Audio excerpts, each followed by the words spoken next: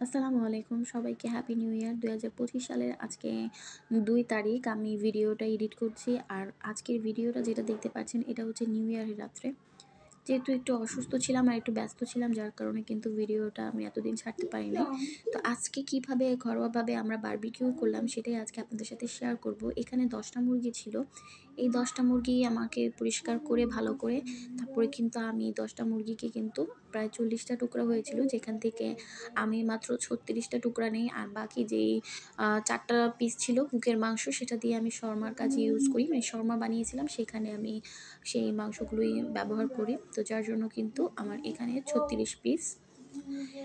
এরপর এগুলোকে ভালো করে ধুয়ে ভালো করে এগুলো থেকে পানি চিপড়ে বের করে তারপরে কিন্তু ম্যারিনেশন করবো। আর এখানে কিন্তু মুরগির মশলা নিয়েছি 2 প্যাকেট, আর নিয়েছি জিরা ফাঁকি 1 প্যাকেট, ধনিয়া গুঁড়া নিয়েছি 2 চামচ, আর এখানে আদা বাটা ছিল, লবণ ছিল স্বাদ মতন, 1 চামচ হলুদ, 1 চামচ মরিচ, এর সাথে একটুখানি লাল রঙের ফুড কালার দিয়েছিলাম কালার করার জন্য, দিয়ে দিলাম সয়া সস। সব কিছু কিন্তু আমি আমার আইডিয়া মতন দিয়েছি। আপনারা যেই পরিমাণের বারবিকিউ করবেন, মুরগির মাংস নেবেন সেরকমভাবে নিতে পারেন। এখানে আমি 2টা লেবু সম্পূর্ণ চিপড়িয়ে ভালো করে নিয়েছি। এর সাথে নিয়েছি একটা বারবিকিউ মশলা, যেটা কিনা 1.5 কেজি মুরগির জন্য। আমি এটা পুরোটা নিয়ে নিলাম যেহেতু আমার এখানে 36 পিস। আর এখানে এছাড়াও আমি কিছু মশলা এমনি ইউজ করছি। আপনারা যদি অন্য কোনো মশলা ইউজ না করেন তাহলে শুধুমাত্র এই বারবিকিউর মশলাটা দিয়েও কিন্তু আপনারা এই বারবিকিউটা করতে পারেন। এরপর আমার মনে হচ্ছিলো আরেকটু ফুড কালার দিলে ভালো হবে, তো দিলাম। আর এর সাথে দিলাম একটু সয়াবিন তেল।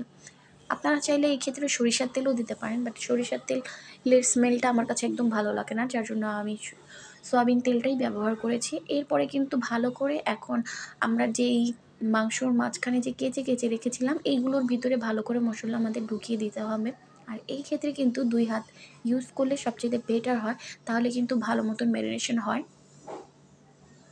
এরপর আমি প্রত্যেকটা মুরগির পিসকে এইরকম করে একটা একটা করে ভালো করে মশলা মেখে তারপরে কিন্তু রেস্টে রেখে দিয়েছিলাম প্রায় 5 থেকে 6 ঘন্টার জন্য। আপনারা চেষ্টা করবেন এরকম 6-7 ঘন্টা ম্যারিনেশন করে রাখতে, তাহলে কিন্তু আপনার মুরগিটা যখন পুড়বেন তখন কিন্তু এটা কাঁচা থাকবে না।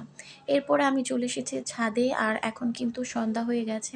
প্রথমে আমি চারদিকে ইটা দিয়ে মাঝখানে বালি দিয়ে তারপরে কিন্তু একটা টিন দিয়েছি, একদম সমান একটা টিন, যার উপরে কিনা আমি আবার ইটা দিয়ে দিয়েছি। প্রথমে ভাবছিলাম যে এরকম খাড়াখাড়ি করে ইটা দিলে হয়তো ভালো হবে, পরবর্তীতে মনে হলো যে পড়েও যেতে পারে। পরে আমাদের ইটা শর্ট পড়ে যায়, আবার আমাদের 5 তলা থেকে 7 তলায় আবার ইটা উঠাইতে হয় অনেকগুলা। এতক্ষণে রাত হয়ে যায়। আর আমাদের এমনিতেই অনেক দেরি হয়ে যাচ্ছিল, যেহেতু আমরা এখানে একা ছিলাম না, আরও অনেকেই ছিল, বাহিরের কিছু পোলাপাইন ছিল আর আমাদের বাসার ছিল, আমরা নিজেরাও ছিলাম। তো আমি এই নেটটা কিনে এনেছিলাম 150 টাকা দিয়ে। এই নেটটা কিন্তু বারবিকিউর জন্যই কেনা আমার। আর এটা আমি একটা হার্ডওয়্যারের দোকান থেকে কিনেছিলাম। এটা হচ্ছে তারের, আর এটা হচ্ছে গিয়ে ওনারা 1 ফুট 100 টাকা রাখে, তো আমি 1.5 ফুট কেনা হয়। আর এর মধ্যে কিন্তু আমরা কাঠ জোগাড় করে কিন্তু সব কাঠ এখানে দিয়ে কিছু পলিথিন টলিথিন দিয়েছি, কিন্তু আমরা কোনো রকমভাবেই আগুন জ্বালাতে পারতেছিলাম না, কারণ প্রচণ্ড বাতাস ছিল। আর তখন অলরেডি প্রায় 6টা বেজে গেছে। তা আমরা আগুন জ্বালাবো, তারপরে কাঠ থেকে এইগুলো থেকে আমাদের কয়লা হবে, তারপরে হচ্ছে আমরা বারবিকিউ করতে পারবো, কিন্তু আমরা কোনো রকমভাবে আগুন জ্বালাতে পারছিলাম না। ফাইনালি লাস্টে একটা ম্যাচের কাঠি বাকি ছিল, সেটা দিয়ে আমাদের আগুনটা ফাইনালি জ্বলে। এরপরে যখন অনেকগুলো কয়লা জমা হয়ে যায় তখন কিন্তু আমরা এই নেটটা আবার উপর থেকে দিয়ে একটা করে ইটা উপর দিয়ে দিয়েছি, যাতে নেটটা কোনো রকমভাবে সরে না আসে। এরপর কিন্তু ভালো করে আমরা তেল ব্রাশ করে নিয়েছি, যাতে আমাদের মুরগিগুলো যাতে এটার মধ্যে একদম লেগে না যায়। তারপরে কিন্তু ম্যারিনেশন করা যেই মুরগিগুলো এগুলো কিন্তু আমরা একটা একটা করে সাজিয়ে দিচ্ছিলাম। আর এইখানে প্রায় একই সাথে 9 থেকে 10টার মতন কিন্তু চিকেনের টুকরো দিয়ে যাচ্ছিল। তো যেহেতু আমরা নেটটা একটু বড় নিয়েছি আর একবারে যাতে আমাদের হয়ে যায়, 2-3 বারে যাতে হয়ে যায়, এর জন্য কিন্তু এরকম করে নেওয়া। অনেকেই আছেন যারা কিনা ছোট করে নেন, কিন্তু আমার কাছে মনে হয় ছোট করার থেকে এরকম বড় করে নেওয়াই ভালো। আর এই মুরগিটার এই দিকটা সময় আপনাদের খেয়াল রাখতে হবে যে বারবার এটাকে উল্টাতে হবে, না হলে কিন্তু পুড়ে যাওয়ার সম্ভাবনা থাকে।